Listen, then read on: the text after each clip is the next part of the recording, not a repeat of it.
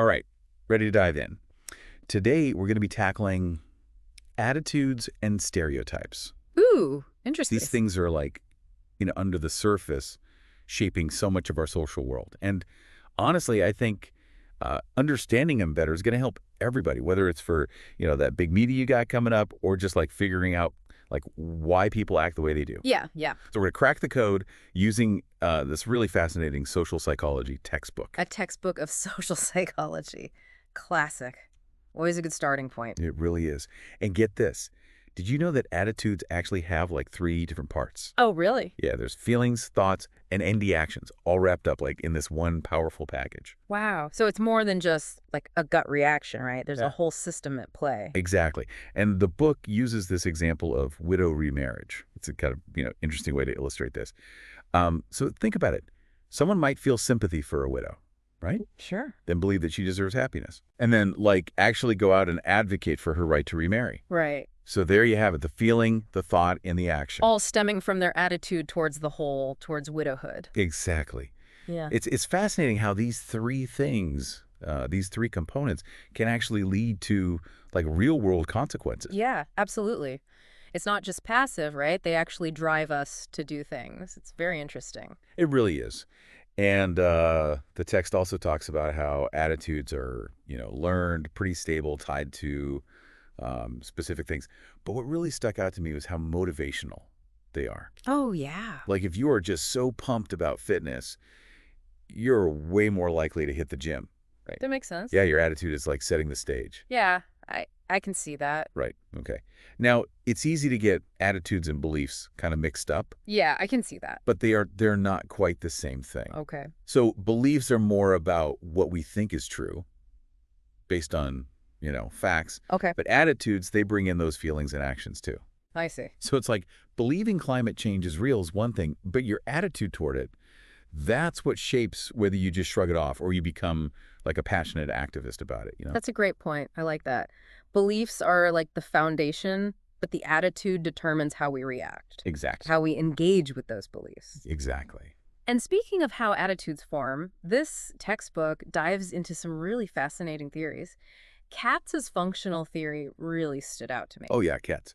He argued that we hold on to certain attitudes because, like, they're actually doing something for us. They serve a function. Right, exactly. And he outlines 4 main functions. There's instrumental, ego-defensive, value-expressive, and knowledge. Okay. So take the instrumental function, for example. We develop positive attitudes towards things that reward us and negative attitudes towards things that punish us. Right. So it's all about, maximizing pleasure, minimizing pain. It's like our inner reward system at play. Exactly. Yeah, it makes sense. Then there's the ego-defensive function. This one's a little deeper, a little bit. Attitudes can actually protect our self-esteem, even if it means, sort of twisting reality a bit. Right. Book uses the example of someone with low self-esteem developing prejudices to, like, boost their own sense of worth. Yeah, that's a defense mechanism, but definitely a harmful one. It is. Then we have the value expressive function, right? Mm-hmm. This one's about showcasing our values, who we are at our core. So, like, if you really value sustainability, you're probably going to have a really positive attitude toward, like, eco-friendly products. Right. Align your actions with what you believe in. Exactly. It's all about that alignment. And then lastly, there's the knowledge function. Yeah. We crave making sense of the world. You're right. We do. And our attitudes give us a framework for understanding and organizing all this information that's coming at us all the time. Right. It's like creating mental shortcuts. Exactly. We use our attitudes to categorize information, make quick judgments, even if they're not, always spot on. So essentially, you hold certain attitudes because they serve you in some way. Right. Whether it's getting you rewards, protecting your ego, expressing your values, or simply helping you make sense of the world. It's kind of mind-blowing. And speaking of making sense of the world, this leads us perfectly to our next topic, stereotypes. Oh, good one. These things are everywhere, and they're incredibly powerful. They really are. The textbook defines stereotypes as a cluster of beliefs, often lacking, a rational basis, about people in a particular group. It's like painting everyone with the same brush. Yeah, and the key here is that they're generalizations. Like the book says, Japanese people are industrious. Right. That's like a kind of a positive stereotype. Yeah. But then it also mentions Bengalis being timid. that's a negative one. Yeah. So they can cut both ways. What's important to remember is that while they might seem helpful for, making quick judgments, they often lack accuracy and can lead to unfair biases. For sure. And speaking of how these stereotypes even develop, the book points to a few things. First up, inadequate information about other groups. Huh. It's like forming an opinion based on a tiny sample size. Right. We fill in the gaps with assumptions, often influenced by, what society's telling us or cultural biases that already exist. And then there's socialization. Our parents, our friends, the culture at large, they're all shaping our views from a young age. Think about the stories we hear growing up, or even the jokes we laugh at, even if we don't mean to. It often reinforces those stereotypes. It's like a cycle it's hard to break. It really is. Yeah. The book also talks about imitation. We naturally copy the beliefs and behaviors of those around us. Makes sense. It's part of wanting to fit in, belong. Exactly, exactly. And then you have traditions, cultural norms, which can be so deeply rooted and really resistant to change. They often carry those implicit stereotypes that are hard to even recognize, let alone unlearn. Yeah, like think about traditional gender roles or expectations about certain professions. These things can be so embedded in our culture that we don't even think to question them. It's interesting. It really is. And then lastly, social and cultural distance plays a role. The less we interact with people from different backgrounds, the more likely we are to rely on stereotypes to fill in the blanks. It's the unknown that breeds those assumptions, those anxieties. Bridging that distance through meaningful interaction is key to breaking them down. I couldn't agree more. But here's the thing.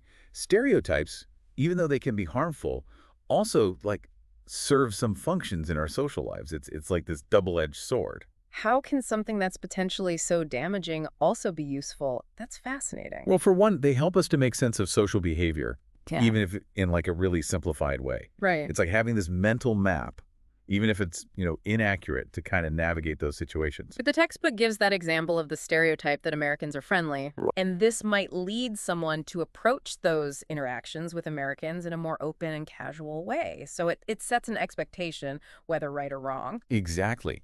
And stereotypes also let us make predictions, even if they're often, off base. Like if you believe that all lawyers are argumentative, you might brace yourself for a debate. Right. Of course, the danger is that we let these predictions dictate our behavior instead of engaging with each person as an individual. So true.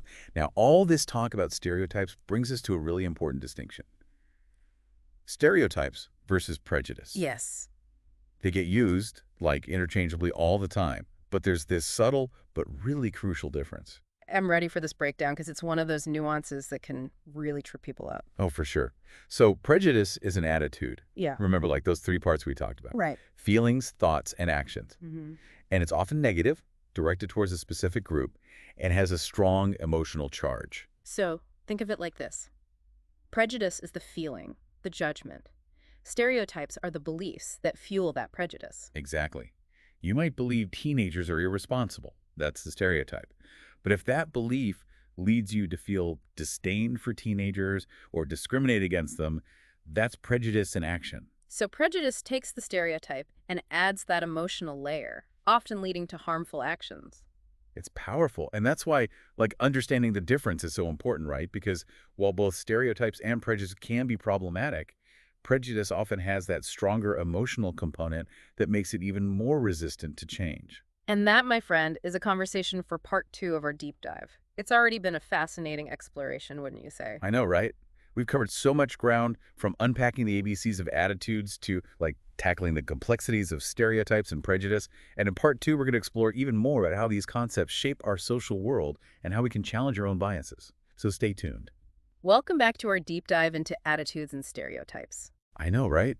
We went from those basic building blocks of attitudes all the way to, the interplay of stereotypes and prejudice. And speaking of prejudice, that's a topic with some, serious real-world consequences. Oh, absolutely. Prejudice can actually lead to discrimination. Right, which is when those negative attitudes actually turn into, unfair treatment. It's that behavioral component of prejudice in action. Exactly. The textbook highlights, some pretty alarming examples, like how it affects hiring decisions, Housing. healthcare even. Yeah, it creates these like systemic inequalities, right? Mhm. Disadvantaging certain groups while giving others a leg up. And it's not always obvious or intentional, which I think makes it even more insidious. Right. It can be, subtle biases, microaggressions, even Uh-huh. like jokes that seem harmless but actually reinforce harmful stereotypes. It's like this hidden code influencing our behavior without us even realizing it. Exactly. That's why awareness is so important. Recognizing our own biases, understanding the historical and social context. It's key to dismantling those harmful patterns. It's about actively challenging our assumptions and seeking out diverse perspectives. For sure. Speaking of perspectives, the textbook actually explores different theories about how prejudice develops and persists. It's not just about individual bigotry, Right. but also about these, broader social and cultural factors. Absolutely. One theory that really got me thinking was social categorization.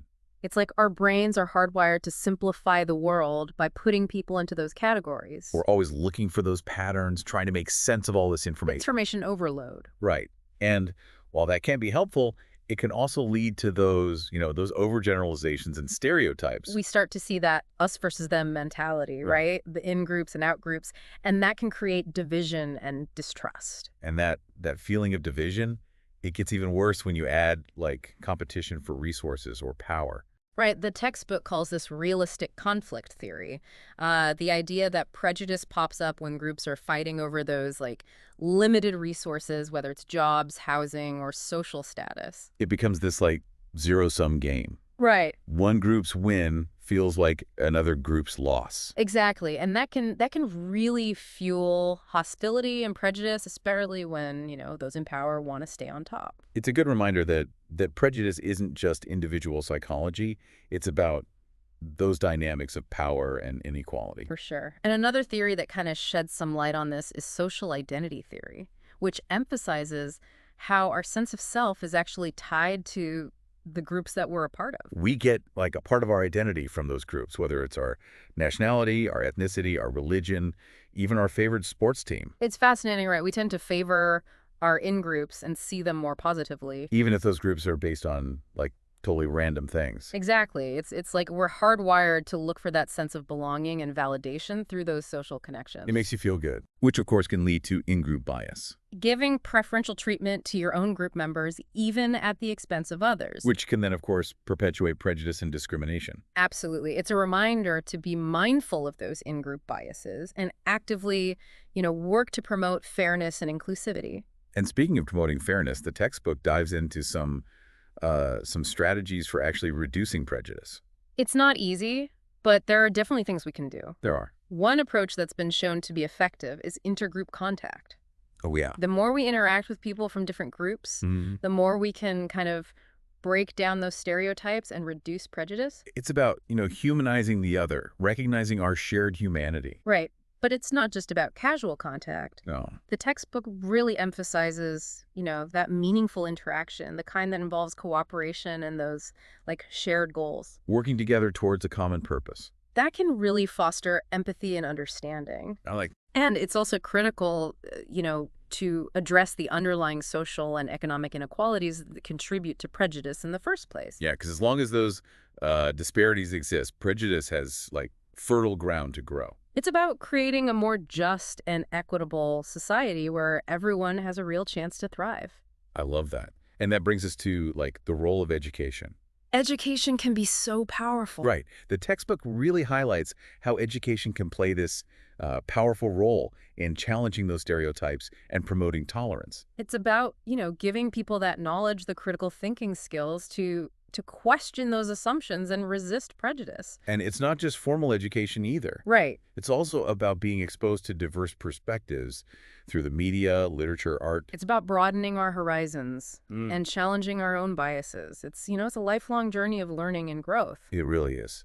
And it's a journey worth taking. For sure. A world without prejudice is a world where everyone can reach their full potential. Couldn't have said it better myself. But hey, we're not done yet. Oh, there's more. In part 3 of our deep dive, we're going to explore some even more practical strategies for challenging our own biases and promoting a more inclusive world. So stay with us. Welcome back to the deep dive. It's Kind of incredible how much we've uncovered in our exploration of attitudes and stereotypes. We went from like how they form to recognizing the harmful impact of prejudice. It really has been quite the journey. And, as we wrap up this deep dive, I think it's important to focus on, what we can do, both individually and collectively, to challenge those biases and create a world that's more inclusive. I totally agree. We've talked about education and intergroup contact, but the textbook also highlights some more practical strategies that, we can all put into practice. Yeah, and one that comes to mind is mindfulness. Mindfulness? It's all about, paying attention to your thoughts, feelings, and behaviors, right, in the present moment without judgment. So like if you catch yourself making a snap judgment about someone based on their group affiliation, you just got to hit pause and ask yourself, okay, where's this assumption coming from? Yeah. Like, is it based on facts, or am I just like falling back on those stereotypes? You want to train yourself to really spot those biased thoughts as they pop up. Yeah, catch them. Yeah. And once you've identified them, you can start to challenge them. Exactly. The textbook actually mentioned something called cognitive restructuring, which is basically like swapping out those negative thoughts with ones that are more balanced and accurate. Yeah, it's like reframing your perceptions and challenging those, those ingrained narratives that kind of fuel stereotypes in the first place. So like, let's say you catch yourself thinking, ugh, all teenagers are just so lazy. Right. Try to counter that with examples of hardworking teenagers that, who have big goals. Actively look for evidence that contradicts those stereotypes. Yeah. And speaking of seeking things out, another really powerful strategy is diversifying your social circles. Surrounding yourself with people from different backgrounds, experiences. It can really broaden your perspective and challenge your assumptions in the best way possible. It's about pushing past your comfort zone, embracing the richness of human diversity. Absolutely. And don't shy away from those tough conversations either. Right. Like if you hear someone making a prejudiced remark, don't just let it slide. Call it out. Call it out. Challenge that bias. It might feel a little awkward at first. It might. But, those conversations can really plant seeds of change and help create a more inclusive environment. They can. And remember, it's not about being perfect, right? Yeah. We all have biases. We do. It's about being aware of them and actively trying to unlearn them. It's a lifelong journey of self-reflection and growth. It really is. And it's so crucial, for creating a world where everyone feels valued, respected. Imagine a world where we approach each other with that curiosity and openness, free from the constraints of prejudice. Oh, that's a world worth striving for, wouldn't you say? Absolutely. And it all starts with each of us taking responsibility for our thoughts and actions. So as we wrap up our deep dive today, I encourage everyone listening to really reflect on what we've discussed. Yeah. And think about, how you can apply these insights to your own life. What biases can you challenge? What steps can you take to create a more inclusive environment in your own sphere of influence? Yeah, those are questions worth pondering, because even those small actions can make a ripple effect and contribute to a world that's more just and more equitable. Remember, knowledge is power. And by understanding these complexities of attitudes and stereotypes, we can start to dismantle those, harmful structures that perpetuate prejudice. I love that. Yeah. Thanks for joining us on this deep dive. We hope it's given you some new insights and a renewed commitment to, building that world where everyone can thrive. The journey continues. Thanks for watching. If you found this video helpful, don't forget to give it a thumbs up and share it with your friends. Your support helps us keep creating valuable content like this. And if you haven't already, hit that subscribe button and ring the notification bell so you never miss an update. Join our community for more insights into psychology and personal development. Let's grow and learn together. See you in the next video.